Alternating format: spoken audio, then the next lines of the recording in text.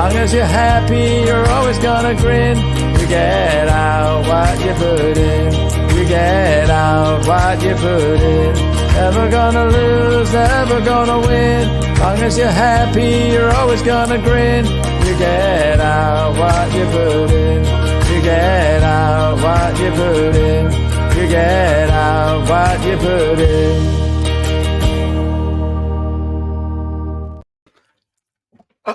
We're here. Oh, Hello, Nikki. hello. Nikki, you're so fine. You're so fine. You blow my mind. Hey, Nikki. There we go. If you had £1 for every time someone said that to you, how rich would you be? I probably wouldn't be working right now, Ashley. I'd probably be retired somewhere. Brilliant. Well, I do apologize. I just couldn't help myself there. Nikki Chamberlain, how the devil are you? I'm good, thank you. How are you? The sun has just come out, actually, so it's obviously shining on us for our conversation. Oh, and there I was nice. thinking you were smiling and happy because you're talking to me. Oh my it's goodness! a bit of both, Ashley. So, for anybody that doesn't know you, Nikki Chamberlain, tell us who you are, what you do. I'm Nikki Chamberlain, as you've already said. I help women in leadership to make the impact in life that they really want to have by valuing and prioritizing their health and wellness habits and their self-care routines and really putting themselves first. Oh my goodness. How often have we heard that, Nikki? we all know we should put ourselves first, don't we? We all know we should put ourselves first, yes. Some people are better at it than others at doing it, to be honest with you. But I think that and everybody has kind of busy lives and challenging lives and kind of lots going on. But I think that women by nature are kind of nurturers and carers. They and they're also high achievers, right? Yeah. So they run families, they run careers, they manage teams, they run relationships, they run life admin, they run personal lives, juggling all this on a regular basis. They're probably caring in both directions. They've probably got, children to care for and elderly parents to care for, and finding time to fit themselves in and finding the priority level to fit themselves in very often is difficult, is challenging, and quite often it doesn't happen. So it's important to push that message, because health and wellness is so important to the way that we perform and show up and the impact that we have in life. And it's critical. Yeah, I think this to me, I think this came to a head 4 years ago when we went into lockdown, and I can remember I was doing some coaching with accountants and helping them through it and what have you. And we did all kinds of things. There was lots going on. But one of the things I just kept repeating was, when you're on a plane, they turn around and say, look, if we lose oxygen, the masks are going to come down, and you have to put your mask on yourself first.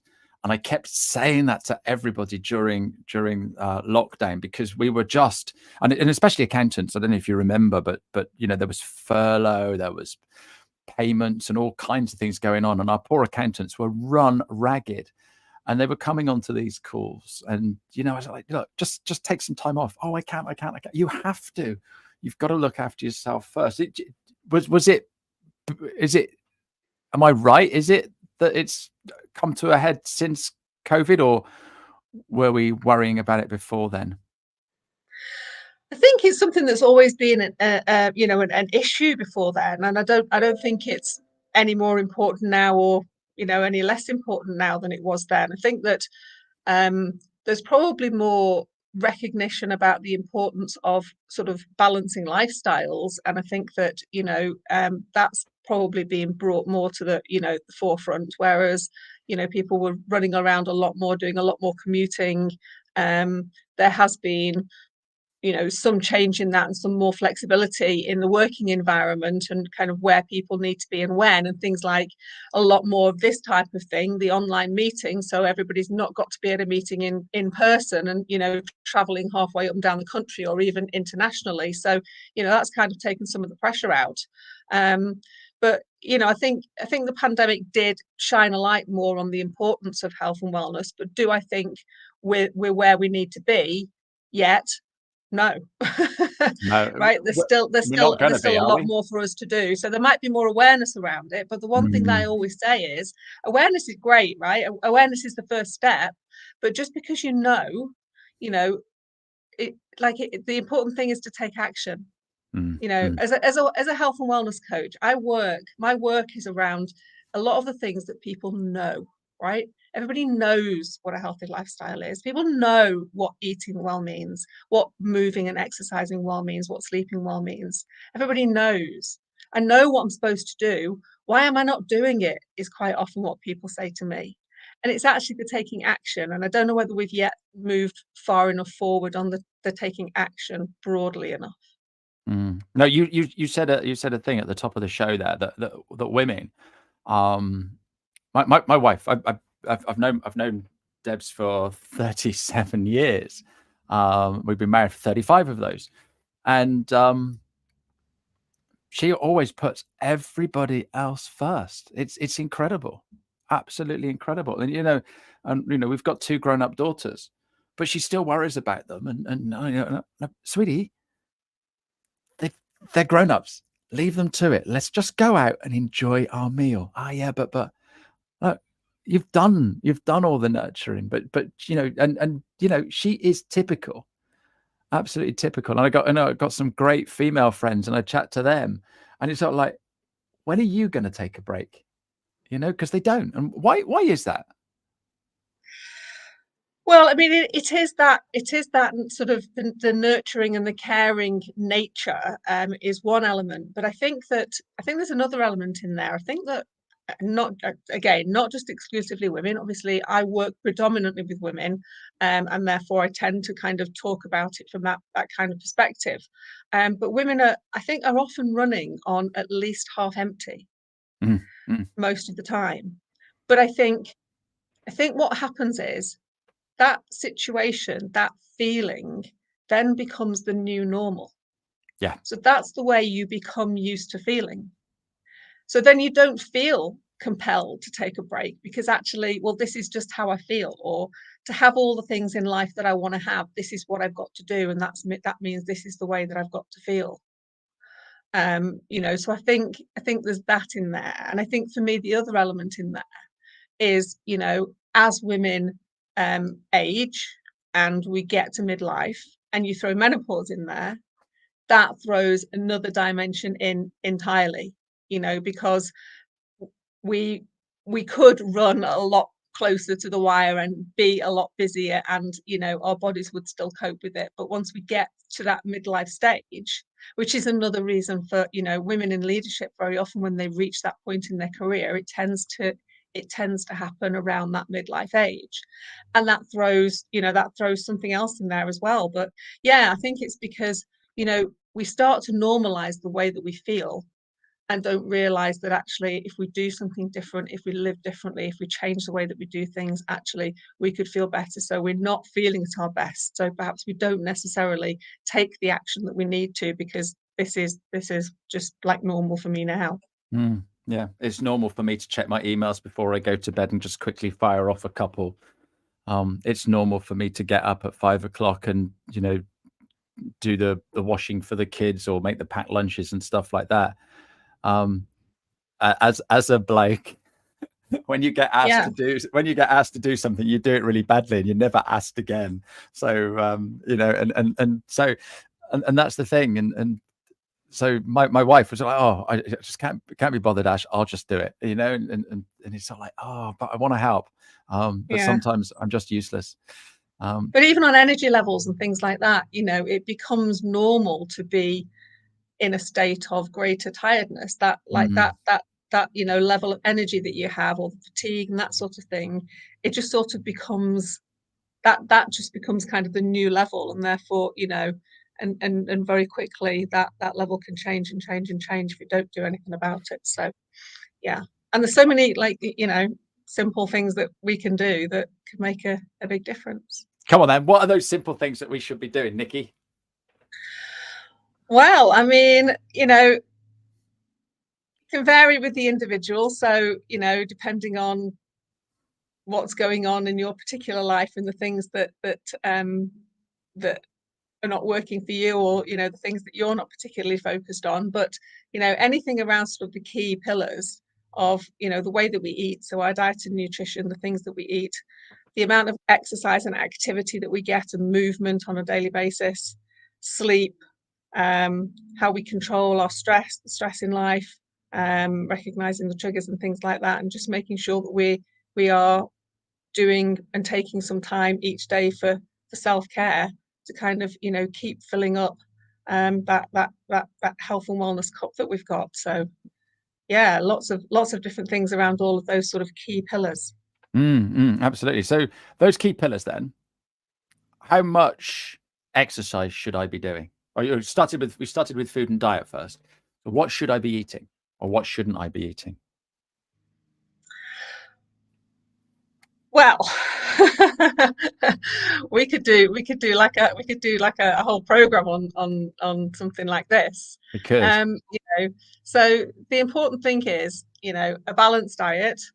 So we need to look at across all the key macro and micronutrients. But whole foods really is usually where I start. So the more we whole can eat foods whole such as foods, so real foods, so things that come not out of, like, not pre-packaged and pre-prepared type foods, but whole foods essentially that we cook from scratch. yeah, So okay, those that are not vegetarian, meat, fish, or the equivalent kind of plant sources, and then plenty of vegetables, fruit, whole grains, all those sorts of things, nuts and seeds, that can kind of give a very healthy, balanced diet, but essentially things that are not, pre-packaged and pre-prepared. yeah. I Cooking think as much from that scratch as we can. that's the thing, isn't it? I think today, because you can buy so many convenience foods, when you walk into a supermarket, they've got jars for this, tins for that, and basically all you do is you chop a bit of meat up, chuck it in the tin, and that's, to some people that's cooking, isn't it? Whereas myself and my wife, we're both chefs. That's how we met. We met in a hotel, and so we know no different. We've always cooked everything fresh, and now and again we're a little bit naughty when we go out or maybe have a takeaway. But on the whole, pretty much it's grown, or it's been living in a field, and so that's okay. So I'm all right on that one. What would you say though to someone who's really, really busy and their excuse is they don't have time to cook? Yeah, and that's generally the big one. I mean, the two big ones are, it's either, well, there's time, there's cost, and then there's, I don't, there's like skill and knowledge and that sort of thing. I think from a time perspective, there are things that you can do that aren't hugely time consuming. So look for those. There are things like batch cooking. So for Yep. example, you can do lots of batch cooking, like, on your Saturday or your Sunday, for example, and then keep things in fridge or freezer, and then it becomes very easy just to kind of, warm them up. So there are ways to kind of make you more time efficient Yeah. Yeah. over doing that sort of thing. So top tip, how about a slow cooker? So what you do is you make your spaghetti, you make your bolognese sauce in the slow cooker, loads of veg in it. That was a great way of getting the kids to eat carrots. But so you do that, and then you can use that mix, turn it into chili. You can make a lasagna. And there's loads of different things that you can do with that. And so, yeah, absolutely. It's just trying something a little bit different, isn't it? It is, and I think that the critical thing really is not trying to do everything all at once. Yeah. So it's taking those small steps. So depending on where you're starting off from, even just making a change to one meal a week for a month, right? So one meal a month, make that something that you make from scratch, Yeah. and kind of just to take action, just to make a start. It doesn't have to be about everything has to change all at once. It's just like making those small starts, or introducing something new in, introduce one new vegetable or one new fruit, a week to your diet, something different. So just kind of changing it up. So it's about just starting with manageable stuff. It's a lifelong journey. It's not going to something that's going to change overnight, and it's around changing habits. So, one meal a week, that builds a momentum and a positivity around it and an interest around it, and then that then becomes easier then to see it doesn't take perhaps as long as you think it's going to take, and actually you've got more time to do it, and then the one meal becomes 2 meals, and then before you know it, you're kind of half and half, and then you're sort of moving in the right direction. Yeah, no, absolutely. I love cooking a Sunday lunch, proper roast, all the veg and stuff like that. It takes me all morning and it's all gone pretty soon, but it's a nice thing to do, and everyone's in the kitchen. It's a nice thing to do. So that's your eating. Okay. Exercise. Again, I guess time is another excuse why we don't exercise. Yeah, time is another excuse, or sometimes energy levels, right? Fatigue. I'm just too tired. But ironically, exercise can be something that can make you feel more energized. And if that's something that in the background, so for example, I'm a runner and I know that sometimes I feel pretty tired and think, oh, can I do my run today? But I know that when I get out there and do it, then it's going to help me with my general, overall energy levels. So, sometimes those two things can be blockers. And, in some ways, again, the answer very much is if you're not doing anything at the moment, then doing anything is better than kind of doing nothing, and start small. So if time is a problem, 10 minutes. Can you analyze your day and say you can't find 10 minutes to go out for a walk? There has to be something somewhere in there where 10 minutes is possible to go out for a walk, even if that is, if you're busy working, could you walk your commute instead, or could you walk part of it so you can kind of add that in rather than, kind of traveling in transport all the way? Could you have a meeting that's a walking meeting instead? Could you take a phone call? We're using mobile phones very often these days. Could you go and take a phone call and, take your walk at that time or something like that? So even if you absolutely have to combine it into your working day, there are still potentially ways that you can do it.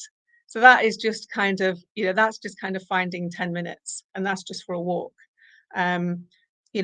Ideally we do more. So ideally we find, around about 150 minutes a week. But I think that breaks down to something like 20 minutes a day or something like that, which it's not a huge amount. It's not a huge amount, is it? And I think that's the thing. You see all these people like yourself, a runner. I don't know how much do you run a week, Nikki? If you don't mind me asking. You run a lot, right? Okay, so over 50 miles. You run 50 miles a week. That's incredible. That is incredible. Wow. How do you fit that in? I prioritize it. It's brilliant. That is exactly what I was expecting you to say. It's important for me. It's non-negotiable for you, isn't it? Yeah. Okay. So the rain doesn't bother you, does it? Well, I don't like it, but I do it. Well, otherwise you wouldn't have run anything in the last couple of months, would you? Exactly. 150 minutes a week. Okay. So we could walk. What about those people that don't like the gym but realize they should be doing some strength exercises? So strength exercises, particularly for women in midlife, is the other thing that's key. But it's stuff that you can do at home, right? So it can be body weight things. So it can be squats and lunges. So, I talk to a lot of the clients that I work with. When you put the kettle on to boil, do 20, 25 squats while you're waiting for it to boil. Okay, that's doing two things at once. That's, utilizing normally some of you'd your be time. stood there scrolling on your phone, wouldn't you? Or packing the dishwasher or getting some washing on or whatever if you're working from home. Yeah. So squats and lunges, very easy to do at home, and to kind of build up the resistance around that. Initially, it can just be done with body weight, but you can use things that you've got at home. So tins of beans, bottles of water, all those sorts of things acts enough sufficiently as weight, or even, they're not very expensive to buy these days, but those resistance bands that you can buy off the internet. Looks like you're just about to produce one. I'm just dashing away there. I've actually got some here because that's what I do every single morning.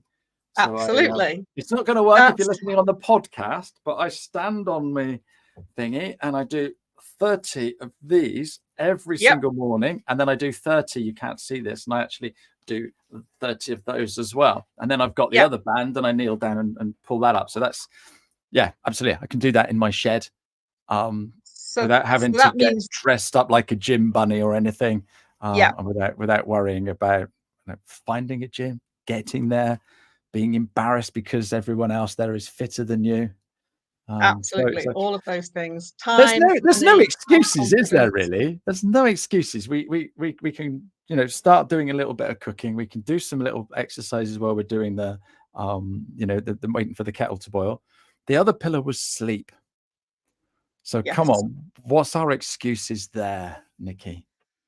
So sleep is the big one that is massively underestimated. I think when people are thinking about improving their health and wellness, they think about, oh, I need to eat better, I need to eat differently, I need to eat more healthily, whatever that kind of means to the individual, or I should get fitter or should lose weight and that kind of thing. People totally underestimate the value of sleep. So sleep is crucial in our health and wellness. In fact, you should almost prioritize getting better sleep over the other two, Wow. because sleep is the time when our body repairs, restores, resets itself. It repairs muscles, it strengthens all the systems within our body.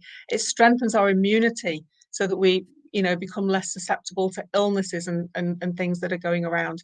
It resets our brain and helps our brain kind of, recover from the day and processes all the information.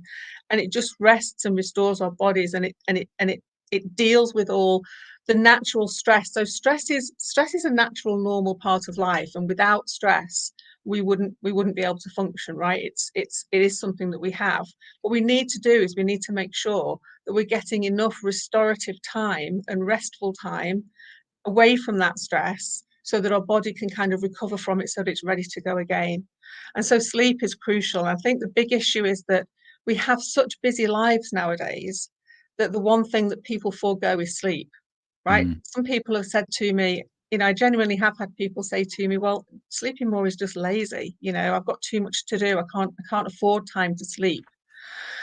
It's a mindset that we kind of have to get out of and make sure that we recognize how to prioritize it. So one thing is we're trying to just squeeze too much into life that actually we put everything else ahead of our sleep, and so our sleep hours become squeezed, and that's the quantity of our sleep.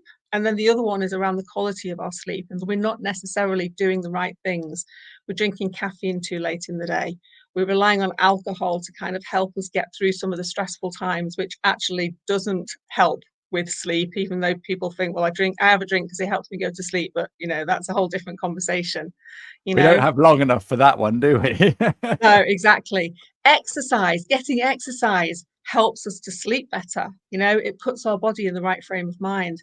Even things like starting our day. So a good night's sleep starts from the minute we get up in the morning, because the sooner we can get natural daylight into our eyes in the morning, that resets our circadian rhythm and sets it so that we then, process ourselves or move through the day so that our body clock knows in the evening time when it's time to start feel sleepy, and it releases the relative hormones in our bodies that we need to kind of help us feel sleepy, so that actually we feel tired at the right time of day, and then we can go to bed.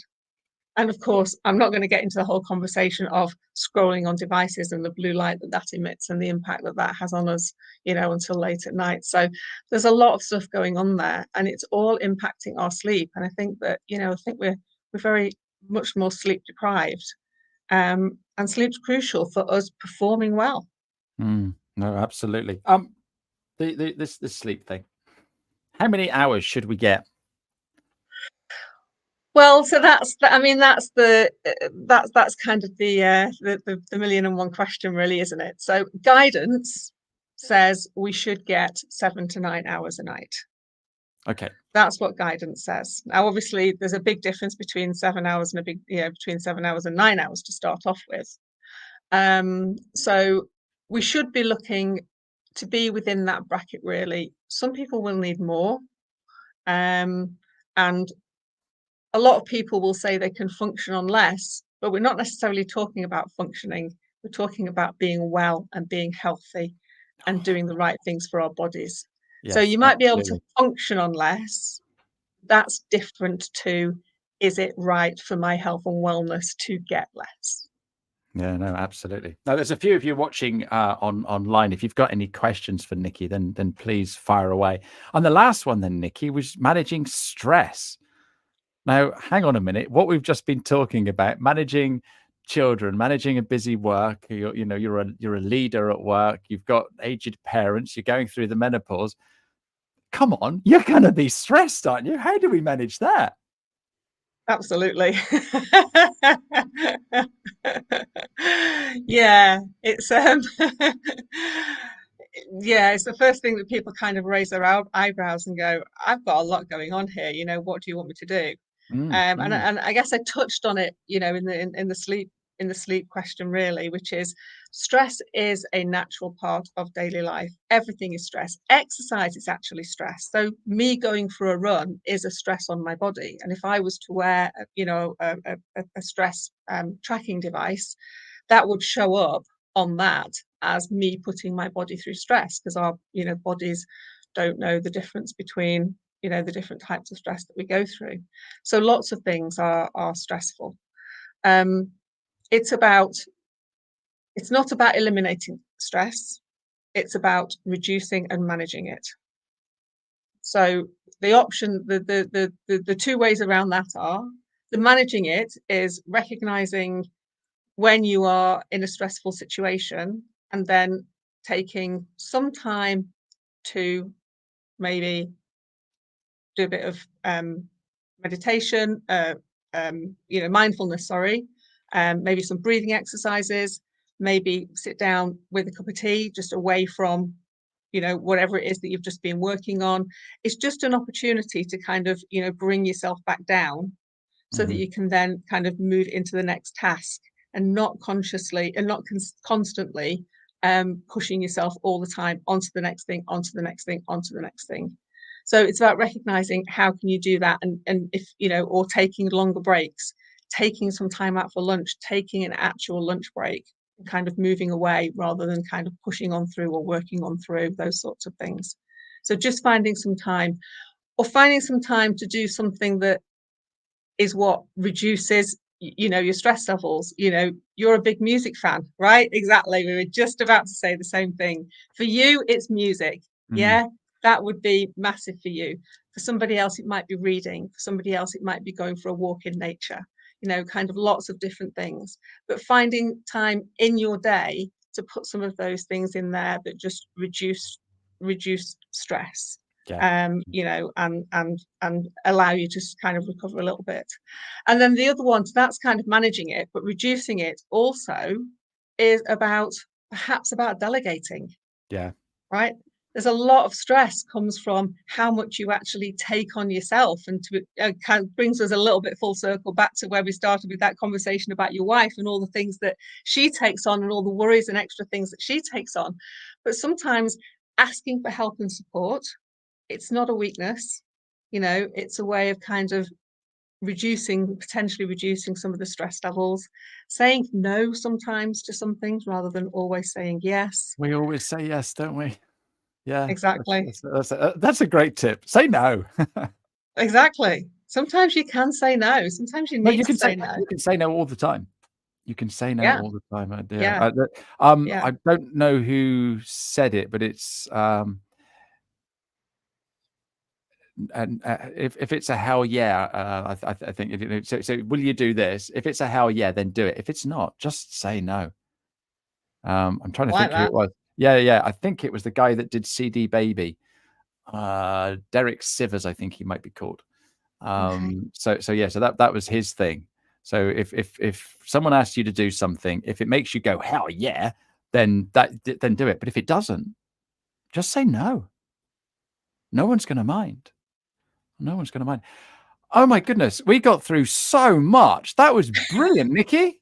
That was absolutely brilliant. Thank you. Thank you. I Thank don't you. know where the Thank you. time's gone, to be honest with you. It's absolutely flown. I can't believe it. It certainly does. And I always finish at 1 because I have a non-negotiable hour for lunch. So, Oh, love it. and I'm just thinking, where we were chatting then, you were telling me all these things about stress. My daughter dropped her dog off with us today because she's busy. So I'm going to walk him for lunch. That's a great stress reliever, isn't it? It is. It Having is. having a pet, be it a dog, cat, whatever, something to stroke, something to just, yeah, absolutely. So I'm looking forward to that. Yeah. Nikki, you've been absolutely wonderful. Before I say goodbye, let's just give a shout out to my guest next week, who is Hayley Lucas. And she's going to come in and tell us all about memberships. So I'm looking forward to that and having a chat with her. Tuesday, the 2nd of April. Nikki, where's that time gone? Oh my gosh. It's the other side of Easter into April. I don't know where the year's going, to be honest with you. It's No, absolutely fine. That sounds it's super interesting, actually. That's going to be an interesting one on next yeah. Tuesday. I look, I always have great guests on this show, and you've been another one. So thanks ever so much indeed. Thanks for joining us. And where can people get hold of you, Nikki? They can follow me on LinkedIn. So I'm most active social media wise on LinkedIn. So please look me up, Nikki Chamberlain on LinkedIn. And my website is very straightforward, www.nikkichamberlain.co.uk. Awesome. So yeah, you can contact me through there and sign up for my newsletter. And I'd love anybody to follow me on LinkedIn. That'd be amazing. No, fantastic. And we're going to put all of those links on the show notes. If you're listening to the podcast, just click down below. And if you've enjoyed the podcast today, thank you very much for listening. And thank you very much, Nikki. Thank you. And we'll see you all next week. Cheerio now. Bye-bye. Bye. You get out what you put in. Never gonna lose, never gonna win. Long as you're happy.